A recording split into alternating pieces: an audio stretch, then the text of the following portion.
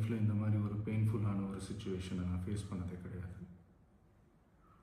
மனசு முழுக்க வலி வலி மட்டும்தான். இந்த சுற்றுப்பயணத்தில் என்னென்ன மக்கள் பார்க்க வராங்க, அதுக்கு ஒரே ஒரு காரணம் தான், அவங்க என் மேலே வச்சிருக்கிற அன்பும் பாசம். அந்த அன்புக்கும் பாசத்துக்கும் நான் எப்பவும் கடமைப்பட்டிருக்கிறேன்.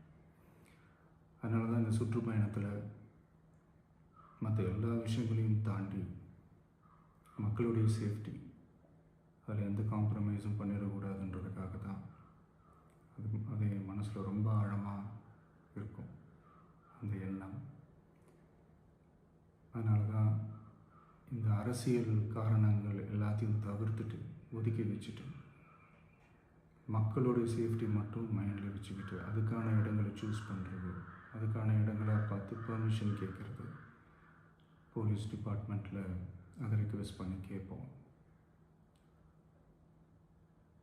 ஆனால்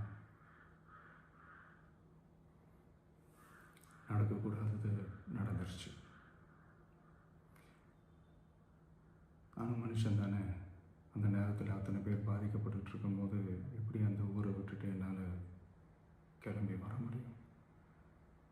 நான் திரும்ப அங்கே போகணும்னு இருந்துச்சுன்னா அதை ஒரு காரணம் காட்டி அங்கே வேறு சில பதட்டமான சுச்சுவேஷன்ஸ், வேறு சில அசம்பாவிதங்கள் அந்த மாதிரி எதுவும் நடந்துடக்கூடாதுன்றதுக்காக தான் நான் அவாய்ட் பண்ணேன்.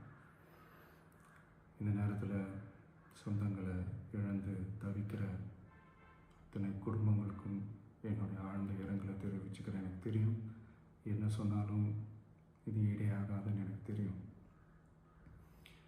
ஹாஸ்பிட்டலில் ட்ரீட் பண்ணிகிட்ருக்கிற எல்லாருமே சீக்கிரமாக க்யூர் ஆகி வரணுன்றதை இந்த நேரத்தில் நான் வேண்டிக்கிறேன்.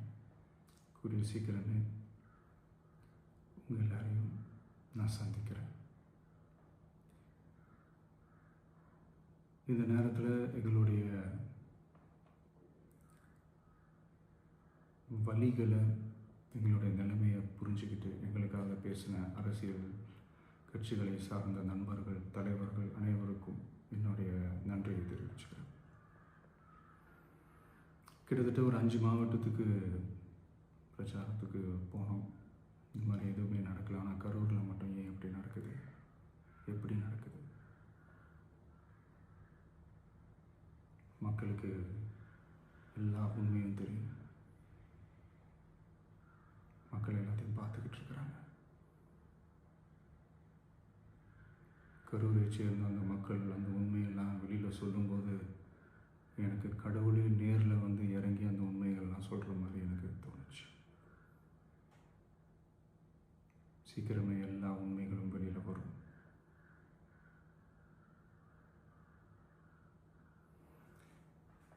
எங்களுக்கு தரப்பட்ட இடத்துல நாங்கள் போய் அந்த அந்த ஸ்பாட்டில் நின்று நாங்கள் பேசிட்டு வந்தோம். அதை தாண்டி எந்த தவறும் எங்கள் சைடில் நாங்கள் எதுவுமே செய்யலை. பட் இருந்தாலும் எங்கள் கட்சியை சேர்ந்த நிர்வாகிகள், தோழர்கள் மேலே எஃப்ஐஆர், அது மட்டும் இல்லை சோஷியல் மீடியாவை சேர்ந்த நண்பர்கள், தோழர்கள் அவங்க மேலே எஃப்ஐஆர்லாம் போட்டு இப்போ பிடிச்சிக்கிட்டு இருக்கிறாங்க.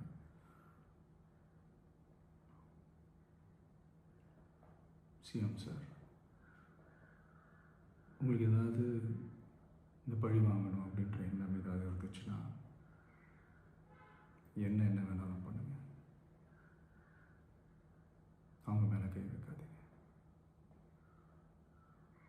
நான் ஒன்று வீட்டில் இருப்பேன், இல்லை நான் ஆஃபீஸில் இருப்பேன்.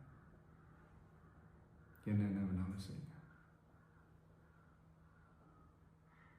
நண்பர்களே, தோழர்களே, நம்மளோட அரசியல் பயணம் இன்னும் ஸ்ட்ராங்காக, இன்னும் தைரியத்தோட